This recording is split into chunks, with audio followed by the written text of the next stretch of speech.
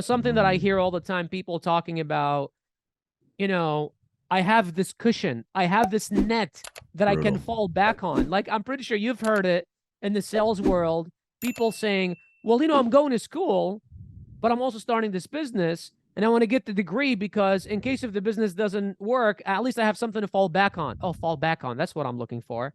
Falling back on plan. What do you No, think of that? I think it's a fucking massive trap. Okay. Massive trap. Why is that?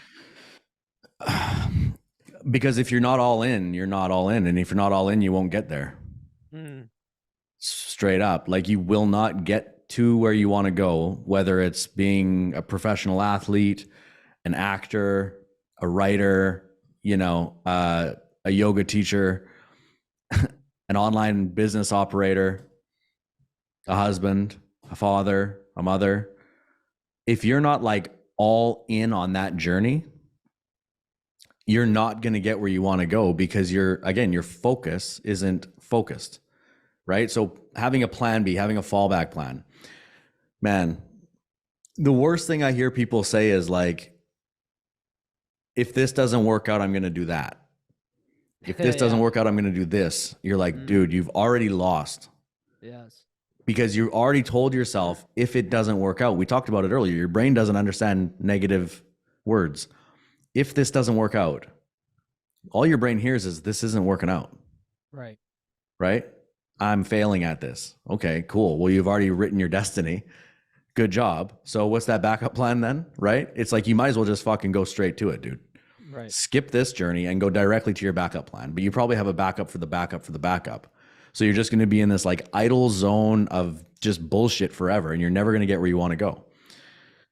So I know from my own experience, the best thing that I can do for myself if I want to win at something and do well is intentionally put myself in a corner. So an example of this I can give you is when we left Southeast Asia after losing our businesses and our money and losing pretty much everything. I had a couple grand in cash after I sold shares in like our nightclubs and stuff. I had very little money, like less than 5K. I had a credit card with 6K credit on it. And that's all I had. That's it. Nothing else. That's fucking ridiculous. Got a young family, a wife, and I had a plan. And you had been working for a while. It's not like yeah, that was after working there for a while. That was 8 years of grinding hard, man. Like, right. Yeah, it's, it's brutal, but anyway, okay. But my plan is I'm going to go and move to a new country, Europe. It's expensive, way more expensive than Southeast Asia. It's like not even the same world. I'm going to move to the center of Rome, big ass metropolis. The euro is pretty steep. I don't know anybody there. We don't speak the language. We're going to move there with this little bit of money. And I told my wife on the plane, when we were sitting in economy at the back, squished in with the chickens, And by the way, we had our dog with us. Spent most of my money on the dog passports to bring our dog with us. I told my wife on the plane, I was like, I don't know how we're going to do this when we get there. Like, I don't know the how. I don't know it. I was like, if we can find a cheap Airbnb that has internet, I'm going to open my computer, just like you, an old little laptop that I was using on the island. It had sand all over it. It barely worked. It's like, I'm going to open this computer up, and I know that there's ways to make money on the internet. And I've been networking for the last couple of months, learned a couple of things. And I'm going to find a way for us to make enough money to, number one, live in Europe, and for you to never have to work a fucking again in your life.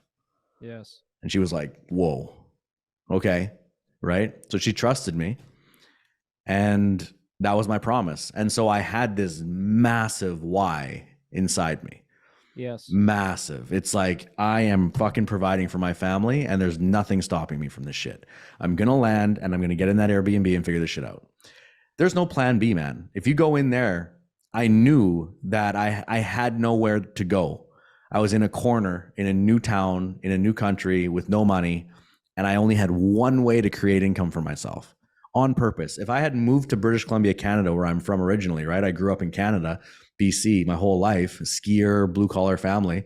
If I had moved there, it would be very easily for me to integrate into society and get a job at a hotel or manage some nightclubs or something. My wife could run a spa very easily.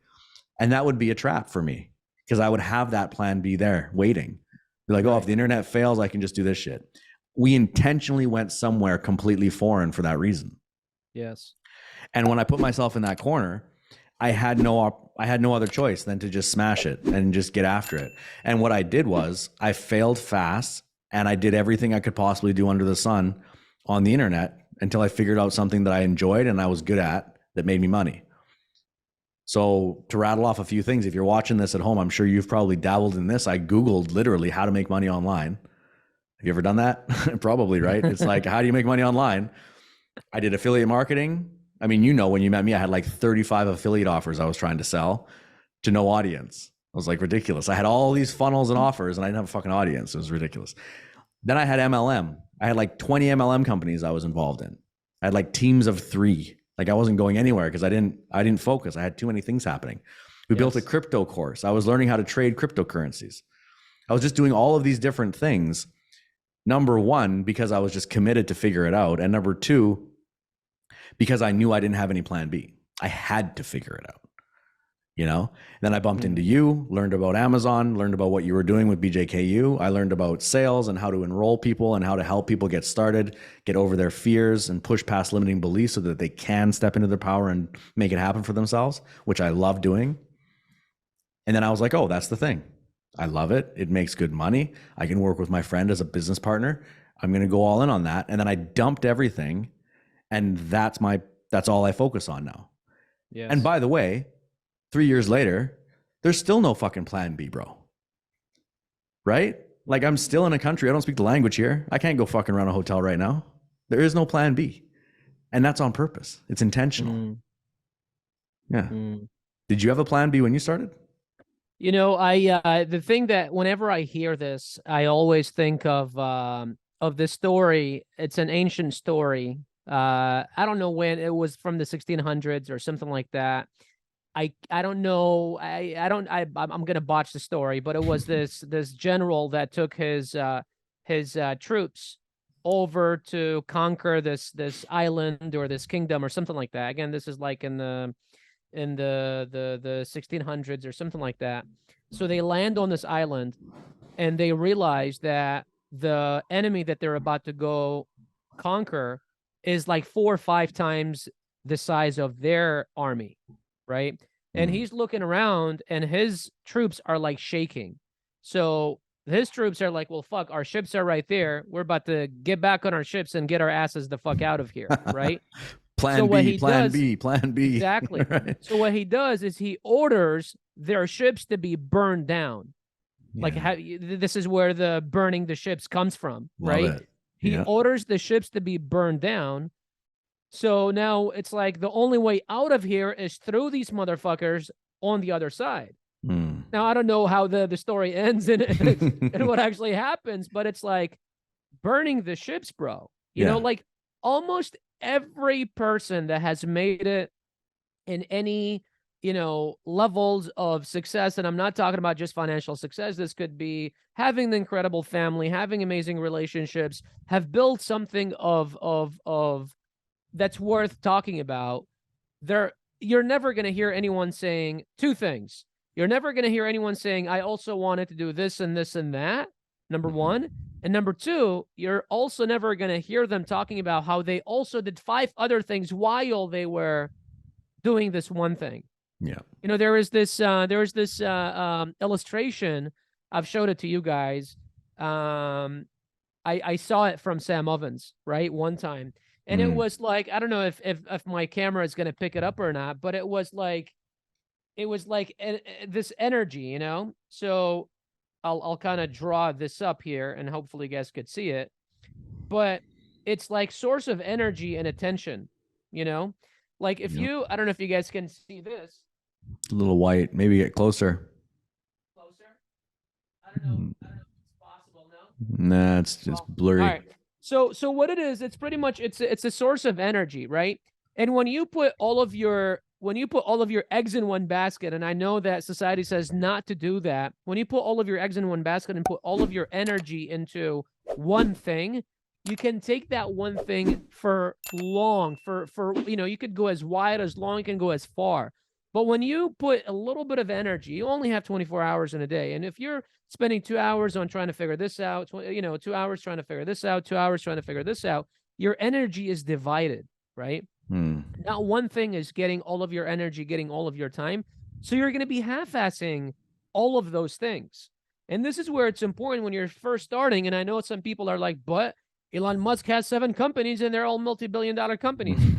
Yeah, but don't look at Elon Musk's 20th chapter. Look at Elon Musk's first and second chapter. Yeah. He started one company, he sold it, started the second company, sold it, started 3 companies, and grew those, started another, you know what I mean? So it's like, yeah, he's worth $200 billion, but that he didn't get there by starting 7 companies. He got there by not having a plan B, going all in, and just fucking burning the ships and going all for it.